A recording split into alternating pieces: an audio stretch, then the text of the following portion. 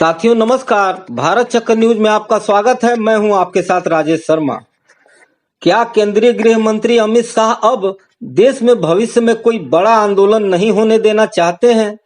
उन्होंने 1974 के ऐतिहासिक जयप्रकाश नारायण आंदोलन से लेकर आज तक के सभी प्रमुख विरोध प्रदर्शनों का गहन अध्ययन करने का आदेश दिया है।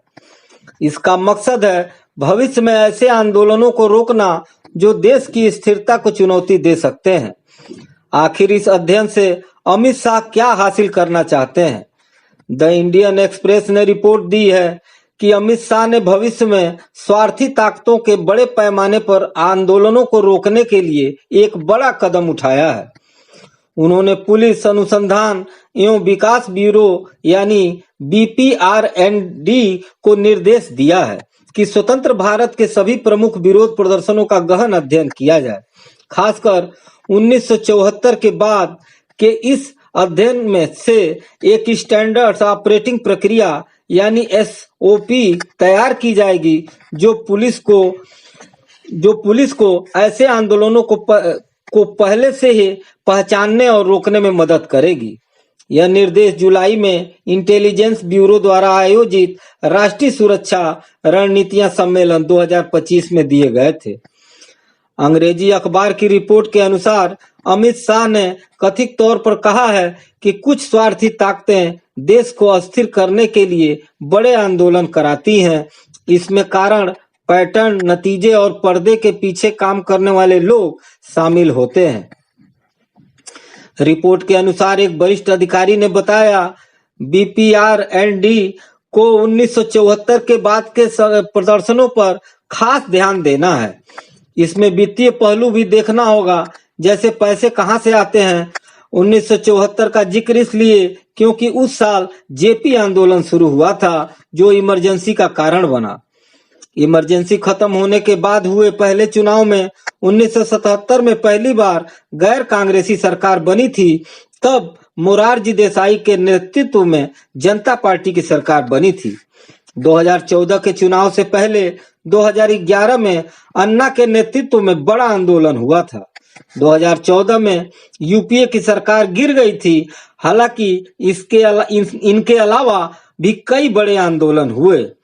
बहरहाल इस अध्ययन के लिए बीपीआर&डी राज्य पुलिस विभागों से पुरानी फाइलें और क्राइम इन्वेस्टिगेशन डिपार्टमेंट यानी सीआईडी की रिपोर्ट मंगाएगा।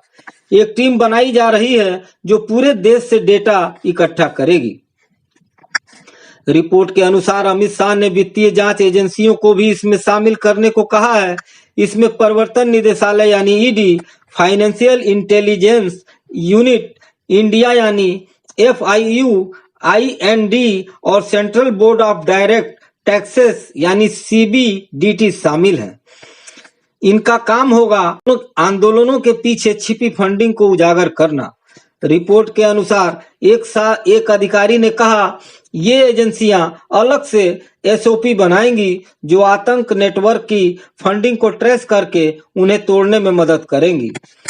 शाह ने कथित तौर पर बीपीआर&डी को राज्य पुलिस के साथ मिलकर धार्मिक सभाओं का भी अध्ययन करने को कहा है।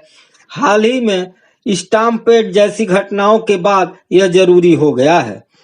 एक SOP बनेगी जो ऐसी सभाओं की निगरानी और नियंत्रण के लिए होगी। इससे भविष्य में बड़ी दुर्घटनाओं को रोका जा सकेगा। इसके अलावा नेशनल इन्वेस्टिगेशन एजेंसी यानी NIA, बॉर्डर सिक्योरिटी फोर्स यानी BSF और नारकोटिक्स कंट्रोल ब्यूरो यानी NCB को पंजाब में खालिस्तानी उग्रवाद और आपराधिक गिरोहों से निपटने के लिए अलग अलग तरीके अपनाने को कहा गया है। पंजाब में हाल के दिनों में ऐसी गतिविधियां बढ़ी हैं, इसलिए यह कदम जरूरी है।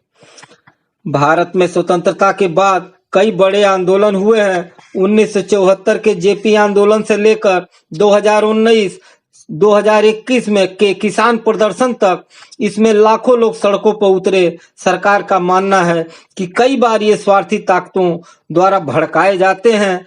इस अध्ययन से पुलिस को पैटर्न समझने में मदद मिलेगी, जैसे कैसे शुरू होते हैं, कैसे फैलते हैं और कैसे खत्म होते हैं। यह अध्ययन जल्द शुरू होगा और कुछ महीनों में एसओपी तैयार हो जाएगी। आज की खबरों में बस इतना ही। कल फिर मिलते हैं देश दुनिया की बड़ी खबरों के साथ। आप देखते रहिए भारत चक्र न्यूज। नमस्कार, जय हिंद।